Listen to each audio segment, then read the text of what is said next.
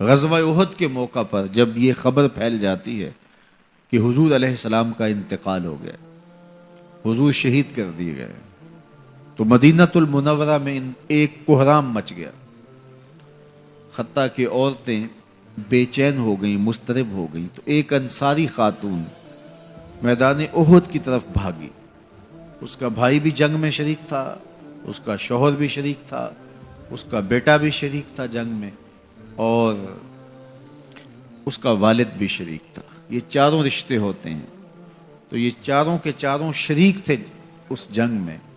تو جب یہ خبر پھیلی کہ حضور شہید کر دیے گئے ہیں، تو اس حالت کے اندر وہ عجیب اضطراب کے عالم میں دوڑتی ہوئی احد کے مقام پہ پہنچتی ہے، تو راستے کے اندر اس کے بھائی کی لاش پڑی تھی، اس کے باپ کی لاش پڑی تھی، اس کے شوہر کی لاش پڑی تھی، اس کے بیٹے کی لاش پڑی تھی، اور وہ چاروں لاشوں کے قریب سے گزر گئی اور وہ پہچان بھی نہیں پائی۔ تو پوچھتی ہے یہ کس کی لاشیں ہیں؟ تو کہا کہ یہ تیرے بھائی کی لاش ہے، یہ تیرے باپ کی میت ہے، یہ تیرے شوہر کا لاشا پڑا ہے، یہ زخموں سے چور زندگی کی بازی ہار کے شہادت کا دولہا بن کے تیرا بیٹا لیٹا ہوا ہے۔ تو وہ کہنے لگی کہ مجھے یہ بتاؤ میرے حضور کیسے ہیں، مجھے یہ بتاؤ میرے حضور کیسے ہیں۔ تو لوگوں نے کہا کہ حضور خیریت سے ہیں۔ تو کہا مجھے چین نہیں آئے گا جب تک حضور علیہ الصلوۃ والسلام کو دیکھ نہیں لیتے۔ پھر اس خاتون کو، جس کے 4 عزیز رشتے بچھڑ گئے تھے، اور بھائی نے، بیٹے نے، اور شوہر اور باپ نے شہادت کا جام نوش کیا تھا، پورا گھر کا گھر آج احد کے میدان میں بچھا ہوا ہے، تو کہا مجھے حضور تک لے جاؤ۔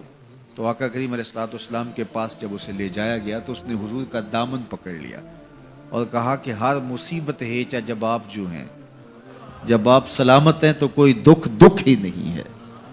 تو ان کی یہ محبت اور ان کا یہ پیار دیکھنے کو نصیب ہوتا ہے، ورنہ ایسے مواقع پہ جب اتنے عزیز رشتے بچھڑ جائیں تو پھر اپنے جذبات پہ کون قابو رکھ پاتا ہے اور کون کسی کو یاد رکھتا ہے۔ لیکن ان کی محبت بڑھی ہوئی تھی ہر رشتے سے آگے، اور ہر عزیز، ہر رشتہ دار، کائنات کی ہر شے سے زیادہ وہ حضور علیہ السلام سے پیار کرتے تھے۔ نہ انہیں مال کی غرض تھی۔ حضور حکم کرتے ہیں تو ابو بکر صدیق رضی اللہ تعالیٰ عنہ سارا مال حضور کے قدموں میں ڈھیر کر دیتے ہیں، اولادیں حضور کے راہوں میں، حضور کے رستوں میں قربان کر دیتے ہیں، اور ہر دکھ جھیل کر کے بھی حضور علیہ الصلوۃ والسلام کی خیریت انہیں مطلوب ہے۔ اس کے لیے جو بھی قربانی دینا پڑے وہ اس کے لیے اپنے آپ کو آمادہ پاتے ہیں۔ تو یہ میرے حضور علیہ السلام کا پیار تھا، یہ حضور کی محبت تھی جو جیتے جاگتے انسانوں کے سینوں کے اندر موجود تھی۔ جیتے جاگتے انسان تو کسی سے پیار کرتے ہی کرتے ہیں، لیکن کائنات نے یہ منظر نہیں دیکھا ہوگا کہ جانور بھی کسی سے پیار کریں۔ حضور علیہ الصلوۃ والسلام کے گھر میں ایک پرندہ تھا۔ امام احمد بن حنبل نے اپنی مسند میں لکھا ہے کہ حضور جب گھر پہ ہوتے تو ایک کونے میں بیٹھ کے حضور کو تکتا رہتا، اور جب حضور گھر سے باہر تشریف لے جاتے تو مضطرب ہو جاتا، کبھی چھت پہ، کبھی دیوار پہ، کبھی کسی گوشے میں، کبھی کسی گوشے میں۔ جب حضور دوبارہ گھر تشریف لاتے تو سکون سے ایک کونے میں بیٹھ کے حضور کو دیکھتا رہتا، اس کے دکھی دل کو قرار آ جاتا۔ محبت خالی دعوے کا نام نہیں، محبت دلیل مانگتی ہے۔ ہم نے تو عشق کے بارے میں یہ پڑھا ہے، العشق نارن یحرک ما سوی الحبیب۔ عشق ایک ایسی آگ ہے جو محبوب کے علاوہ ہر شے کو جلا دیتی ہے، کوئی خواہش بھی نہیں رہتی، کوئی تمنا بھی نہیں رہتی، اپنا آپ بھی نہیں رہتا۔ محبت ہی تو ہے جس میں میں نہیں ہوتا، تو ہی تو ہوتا ہے۔ تیرے ہندیاں سندیاں محبوبہ، میں کافر ہوواں جے میں ہوواں۔ اپنے آپ کی تو نفی ہے۔ یہاں میرے فیشن بھی چل رہے ہیں، محبوب کی مخالفت بھی چل رہی ہے، اور میں کہوں کہ مجھ سے بڑا زمانے میں عاشق رسول نہیں ہے، تو یہ سوالیہ نشان ہے میرے عشق پہ۔ آؤ اپنی طرز زندگی پہ غور کریں، ان کی محبت کے سانچے میں ڈھل جائیں۔ یاری لا تو پاک نبی سنگ، اے پر پوری یاری، پھر درود قبول ہے تیرا لکھ نہ لو ایک واری۔ پھر ایک مرتبہ بھی تیرا درود پڑھنا حضور کی بارگاہ میں ایسے پہنچے گا کہ تجھے اس کا جواب بھی محسوس ہوگا. لیکن اگر تیرا دل صنم آشنا ہوا تو پھر تجھے کیا ملے گا نماز میں؟ تو تیرا عشق، تیری محبت، تیری الفت، تیرا پیار تجھ سے عمل مانگتا ہے، محبوب کے ساتھ وفا مانگتا ہے. جس سے محبت کی جائے اس کی اطاعت کی جاتی ہے، اس کی فرمانبرداری کی جاتی ہے، اس کا کہا مانا جاتا ہے. تو میں اور آپ اگر حضور سے محبت کرتے ہیں، یقیناً کرتے ہیں، اس میں کوئی شک نہیں ہے، لیکن محبت اپنی تکمیل تک تب پہنچے گی، اپنی منزل تک تب پہنچے گی جب محبت کا حقیقی ثمرہ بھی ہمیں حاصل ہوگا. اور وہ کیا ہے کہ ہم اطاعت محبوب میں اپنی زندگی گزاریں گے. میرے استاد فرمایا کرتے تھے 100 بار بھی کہوں تو اس کی چاشنی نہیں جاتی کہ یہ نہ ہو کہ لوگ تمہیں پوچھے تم کون ہوتے ہو اور تمہیں بتانا پڑے کہ جناب ہم مسلمان ہوتے ہیں، ہم عاشق رسول ہوتے ہیں. فرمایا تمہیں بتانا نہ پڑے، کسی کو پوچھنا نہ پڑے، تمہاری وضاحت، تمہارا طرز زندگی، تمہارا انداز حیات، تمہارا طرز معاشرت اتنا خوبصورت ہو کہ تم دور سے آ رہے ہو، لوگ پہچان کے کہیں وہ دیکھو مصطفیٰ کا غلام آ رہا. نور آنکھوں میں تو چہروں پہ اجالے ہوں گے، مصطفیٰ والوں کے انداز نرالے.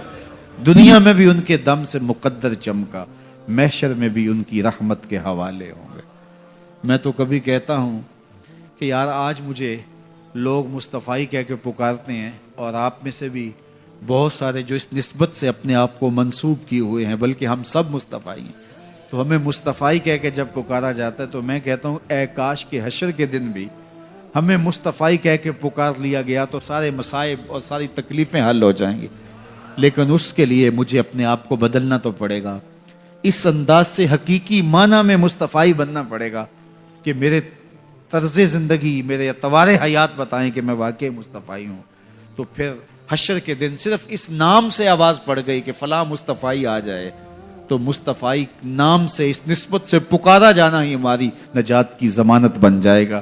اس لیے کہ ہم منسوب ہیں حضور کے نام سے. تمہارے ساتھ بس یہی نسبت ہی کیا کم ہے، تمہارے ساتھ بس یہی نسبت ہی کیا کم ہے، سبھی کہتے ہیں مجھ کو مصطفی یا رسول اللہ.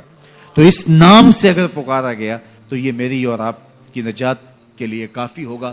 لیکن یہ تبھی ہوگا اگر ہمارا طرز زندگی بتائے کہ ہم حضور کے غلام ہیں، ہم حضور کے نوکر ہیں.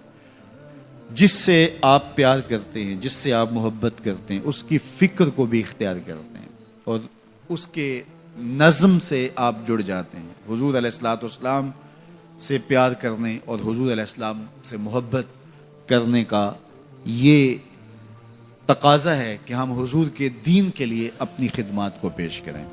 اس وقت حضور کا دین ہم سے متقاضی ہے کہ ہم اپنا آپ حضور کے لیے پیش کریں، اپنا وقت پیش کریں، اپنی صلاحیتیں پیش کریں، ضرورت پڑے تو اپنی جان پیش کریں، اپنا مال پیش کریں، اپنا خون پیش کریں، اپنی اولاد پیش کریں.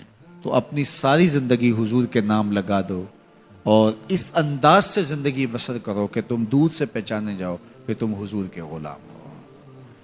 ادارۃ المصطفیٰ سے جڑے ہوئے لوگوں کو خاص طور پہ میں تلقین کرتا ہوں کہ وہ اپنی زندگیوں کو بالکل حضور کے ساتھ وابستہ کر دیں.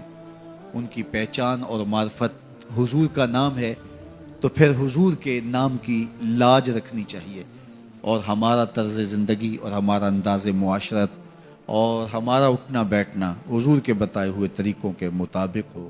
جتنے بھی سادات پورے جہان پر آئے، یا وہ حضرت امام حسن کی نسل، امام حسن رضی اللہ تعالیٰ عنہ کے بہت سارے مناقب ہیں. جس طرح حضرت امام حسین رضی اللہ تعالیٰ عنہ کے حوالے سے بہت ساری احادیث جنتی جوانوں کا سردار ارشاد کیا. امام حسن رضی اللہ تعالیٰ عنہ کے لیے خاص طور پہ کہا ابنی ھذا سید، یہ میرا بیٹا سردار ہے. یعنی دنیا پہ بھی سردار ہیں، آخرت میں بھی سردار ہیں. اللہ اکبر. تھے تو سردار لیکن سرے دار آئے. ایک نے کربلا کو سجایا اور ایک نے انتہائی دردناک اور دکھ سے بری ہوئی شہادت کو اپنے سینے لگایا. حضرت امام حسن رضی اللہ تعالیٰ عنہ کی شہادت سری شہادت ہے. امام حسین رضی اللہ تعالیٰ عنہ کی شہادت جہری شہادت ہے. ان کا تو بدن کاٹا گیا، گردن کاٹی گئی اور نیزے کی نوک پہ سر کو چڑھایا گیا. لیکن امام حسین رضی اللہ تعالیٰ عنہ کے برادر اکبر حضرت امام حسن رضی اللہ تعالیٰ عنہ کو بظاہر تو شہید نہیں کیا گیا، گردن تو نہیں کاٹی گئی، بدن پہ زخم تو نہیں دیے گئے، لیکن آپ کو انتہائی مہلک زہر دیا گیا. اور زہر اتنا مہلک تھا کہ آپ کا کلیجہ کٹ کٹ کے باہر آ گیا، اور یہی آپ کی شہادت کا سبب اور ذریعہ ہوا. اللہ تعالیٰ نے ان کے لیے یہ اعزاز تھوڑا رکھا تھا کہ وہ حضور کے نواسے ہیں، وہ مولا کائنات کے شہزادے ہیں، وہ سیدہ فاطمہ الزہرا سلام اللہ علیہا کے فرزند دل بند اور فرزند ارجمند ہیں. بڑوں کی مصیبتیں بھی بڑی ہوتی ہیں، اذیتوں سے بھی انہیں گزرنا پڑتا ہے، اور یہ گزرے اور ہنس کے گزرے، اور انہوں نے شہادتوں کو گلے سے لگایا. لیکن قربانیوں کی جو داستانیں انہوں نے چھوڑی، اس کا ثمر آج بھی اسلام کو نصیب ہو رہا ہے. آپ اور میں جب اسکول پڑھتے تھے، یہ میں اس دور کے بچوں کی بات نہیں کر رہا، یہ کم از کم جو 35-40 سال سے اوپر کی عمر کے ہیں، تو 8 آنے ملتے تھے روز، یا کوئی 1 روپیہ ملتا تھا. تو اس وقت 1 روپیہ بھی بڑا لگتا تھا. اور کبھی عید پہ یا کسی موقع پہ یا گھر میں کوئی مہمان آ جائے اور وہ 5 روپے دے جاتے تو لگتا تھا کہ آج تو اخیر ہی ہو گئی ہے. تو اس وقت 5 روپے بھی بڑے لگتے تھے، اس لیے کہ اس وقت ہمارے پاس لاکھوں نہیں تھے، تو 5 بھی بڑے تھے. اور آج اگر آپ کو کوئی 5 دے تو آپ اس کی طرف ہنس کے دیکھیں گے، یہ مجھے کیا دے رہے ہو. تو جب آپ نے لاکھوں نہیں دیکھے تھے تو 5 بھی بڑے لگتے تھے. اب لاکھوں دیکھ چکے تو وہ 5 کتنے چھوٹے لگتے ہیں. تو آج 60 سال بڑے لگتے ہیں، لیکن جب قیامت کا ایک دن 50,000 سال کا دیکھیں گے تو یہ بہت چھوٹا سا دن لگے گا. تو حضرت شیخ ختلی بولے الدنیا یومن، دنیا ایک دن ہے، وَلَنَا فِيهَا صَوْمٌ، اور ہم اس کو روزہ رکھ کے گزار رہے ہیں. دیکھو جنہوں نے صبح سے لے کر اس وقت تک روزہ رکھا ہے، دن تو ان کا بھی گزر گیا. بیمار بھی ہوں گے آپ میں سے کئی، شوگر کے مریض بھی ہوں گے. مریض کے لیے دن کاٹنا اور روزے سے کاٹنا اور زیادہ مشکل ہو جاتا ہے، لیکن کٹ ہی گیا نا. تو جب ہم روزہ افطار کر رہے ہوں گے، ٹھنڈا اور میٹھا مشروب حلق سے نیچے اتر کے رگوں کو تر کر رہا ہوگا، تو ایک عجیب طمانینت ہوگی. اگر کوئی شخص ایسا ہو جو افطار کے دسترخوان پہ بیٹھا ہو اور اس نے روزہ نہ رکھا ہو اور سستی سے اس نے سارا دن کھاتے پیتے گزار دیا ہو، تو اب جب روزہ کھلے گا تو اس کے دل میں خیال آئے گا یہ ماڑا سا آدمی بھی تو روزہ رکھ کے سارا دن کاٹ ہی گیا ہے، تو اگر میں بھی رکھ دیتا تو یار دن تو میرا بھی گزر ہی جانا تھا. لیکن اس کو وہ رسمن ساتھ تو لے رہا ہوگا، لیکن اگر اس نے روزہ نہیں رکھا تو اس کے لیے اس میں کوئی لذت نہیں ہوگی، اس کے لیے کوئی راحت نہیں ہوگی. وہ سوچے گا کہ یار میں بھی روزہ رکھ کے گزار دیتا تو دن تو گزر ہی جانا تھا، اس کا بھی تو گزر گیا، میرا بھی تو گزر ہی جانا تھا. تو جب قیامت کے دن بڑے بڑے بد اعمال کرنے والے، برے اعمال کرنے والے جب سزائیں پا رہے ہوں گے تو وہ دیکھیں گے کہ یار اس فقیر کی زندگی بھی تو گزر ہی گئی تھی، اس شخص کا بھی تو وقت گزر ہی گیا تھا. تو حضرت داتا گنج بخش علی اجویری کے شیخ کہتے ہیں دنیا یومن وَلَنَا فِيهَا صَوْمٌ، دنیا ایک دن کے برابر ہے اور میں روزہ رکھ کے گزار رہا ہوں، اپنی خواہشات کو روکتا ہوں، اپنی آرزوؤں کو روکتا ہوں، گویا ایک روزہ رکھ کے زندگی گزار رہا ہوں. تو زندگی تو میری بھی گزر جائے گی، اور جو نہیں روزہ رکھ کے گزار رہے تو زندگی تو ان کی بھی گزر جائے گی. تو فرمایا میں روزہ رکھ کے زندگی گزار رہا ہوں. اللہ اکبر. اس لیے اچھے لوگوں کی صحبت اختیار کرو، نیک لوگوں کے پاس بیٹھا کرو. یہ میری اور آپ کی ضرورت ہے کہ اچھے لوگوں کی صحبت میں جا کے بیٹھیں. جب اچھائی کی مجلس میں آپ بیٹھیں گے، میں بیٹھوں گا، تو کوئی خیر کی بات ملے گی جو ہماری آخرت اور دنیا کی بہتری کی ضامن بن جائے گی. یا جتنی دیر بیٹھے رہیں گے مجلس میں کم از کم اتنی دیر تو برائیوں سے گناہوں سے بچے رہیں گے اور دل میں نور اترتا رہے گا.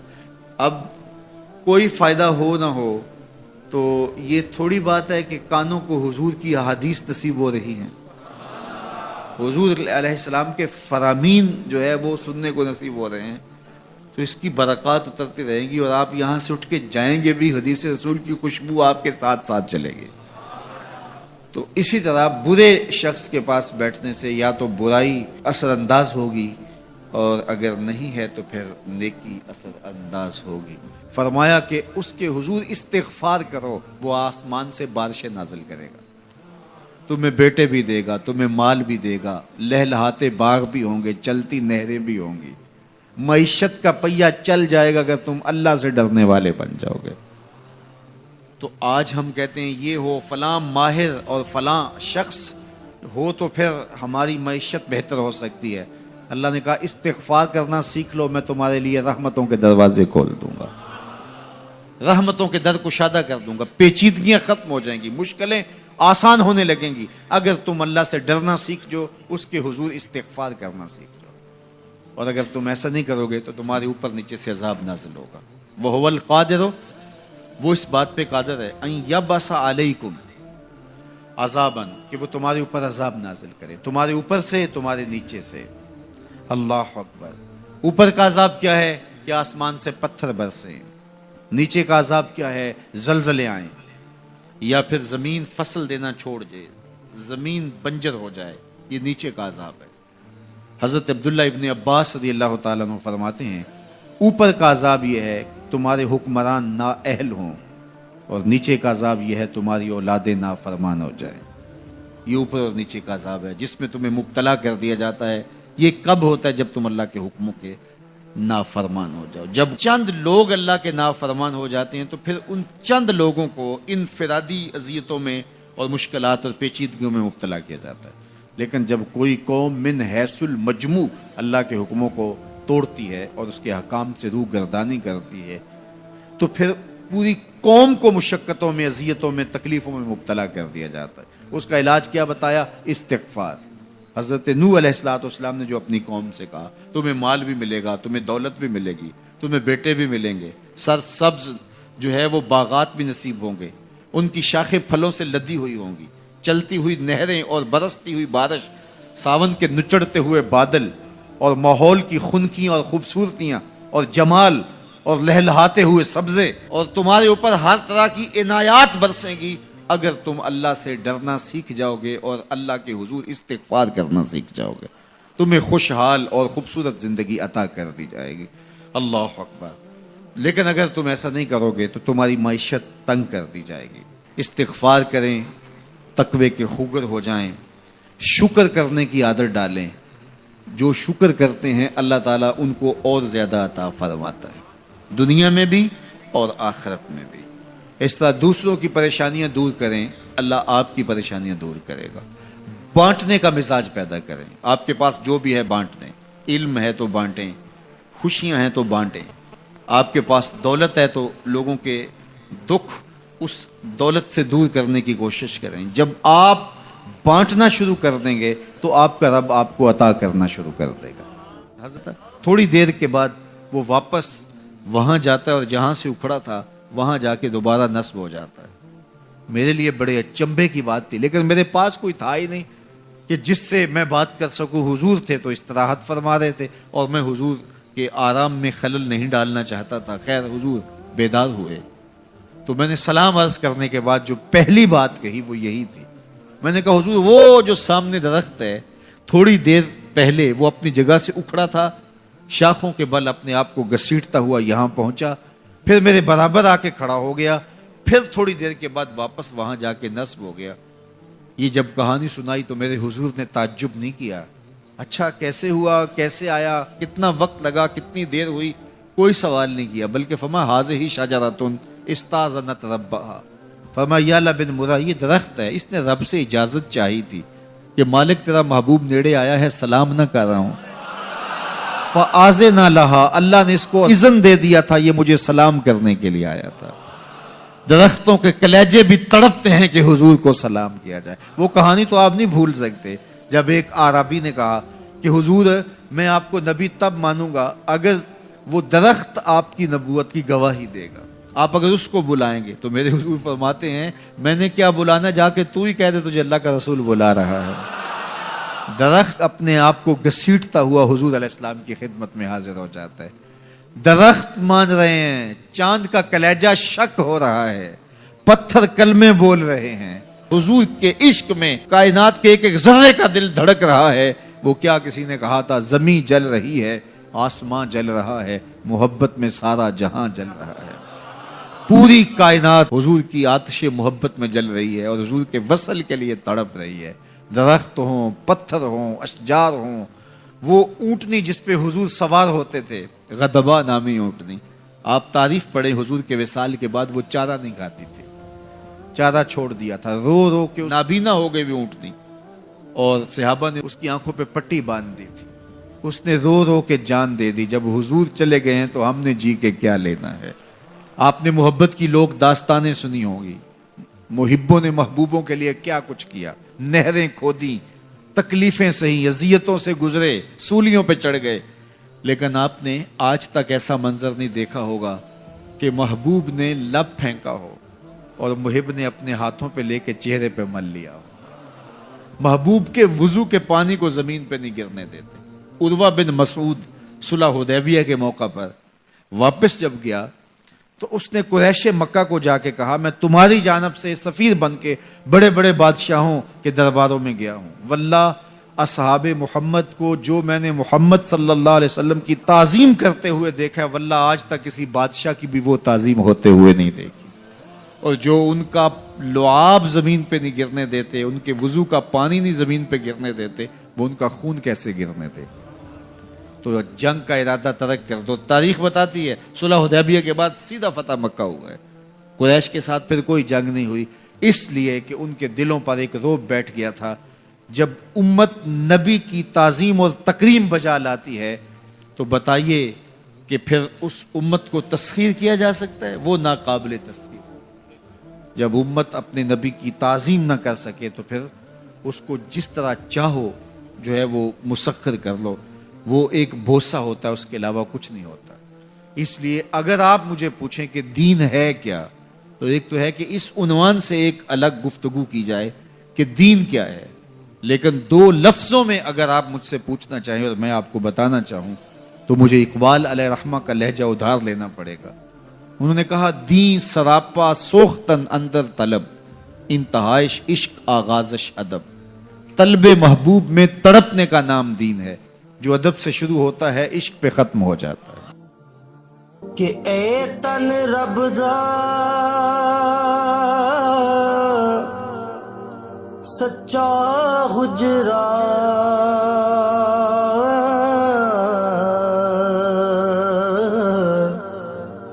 تے کھڑے